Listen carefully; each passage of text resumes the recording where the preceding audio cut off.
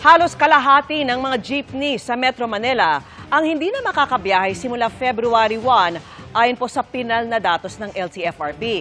Ang tanong, sinong sasalo sa mga commuter na dati nilang suki? Ang giit ng LTFRB sa pagtutok ni Maki Pulido. Ngayon pa lang, sabi ni Eugene, mahirap nang sumakay. Kaya paano na lang daw simula February 1 kung bawal na talagang makabiyahe ang mga jeep na hindi naghain ng consolidation?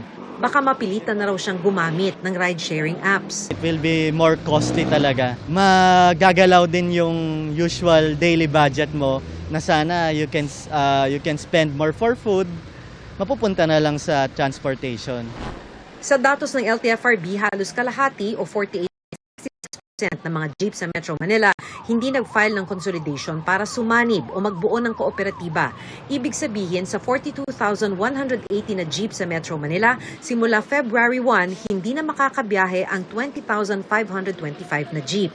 40.67% naman ang hindi nag-consolidate na UV Express. Sa kabila ng bilang na yan, sabi ng LTFRB, may sapat na pampublikong sasakyan para sa mga pasahero. There is supply. These are short routes lang that can be covered by other redundant public transport in the road that is being used. Sabi ng Piston, bakit pa raw ipinipilit ang kooperatiba kung sa ngayon naman bahagi na sila ng mga asosasyon. Mapipilitan pa raw silang bumili ng mga modernong jeep na ikababaon nila sa utang. Yung association po kasi consider na consolidation yan. Dahil iba't ibang mga operator ay nagsama-sama sa isang association, bakit hindi kilalanin? Umaapela si House Speaker Martin Romualdez sa DOTR na repasuhin ang Public Utility Vehicle Modernization Program at i-adjust ang pagpapatupad nito. Tumangging magbigay ng pahayag si Chofilo Guadis III kaugnay niyan. Hiningan din namin ng pahayag ang Department of Transportation pero wala pa silang tugon sa ngayon. Iniutos din ni Romualdez na imbestigahan ng House Committee on Transportation ang umano'y sabuatan ng mga opisyal para imported na mga modern jeep ang bilhin ng mga kooperatiba. Sabi ng LTFRB at DOTR, ang naging papel lang ng gobyerno ay magtakda ng specification ng motor jeep.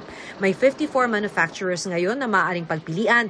Bahala na mga kooperatiba kung alin ang bibilhan. Hindi po limited yung ating design.